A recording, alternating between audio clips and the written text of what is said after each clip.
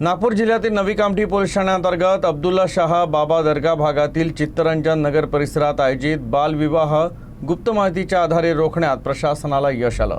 इथे 15 वर्षीय अल्पवयीन मुलीचा बालविवाह होणार होता।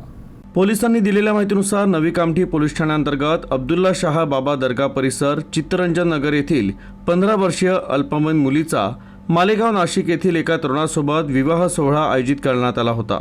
त्यानुसार नवरदेव वऱ्हाडी मंडळींसह चित्तरंजन नगर परिसरात पोहोचला।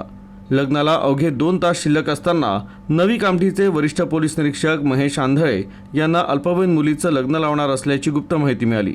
त्यानंतर अल्पवयीन मुलगी आणि मालेगाव नाशिकवरून आलेला नवरदेव आणि इतर वऱ्हाडी मंडळींना पोलीस ठाण्यात आणून समुपदेशन करण्यात आलं।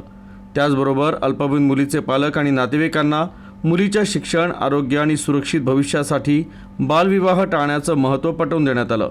तसंच अल्पवयीन मुलांचे विवाह करणं हा बालविवाह प्रतिबंधक कायदा 2006 अंतर्गत कायद्यानं गुन्हा असल्याचं समजून सांगण्यात आलं।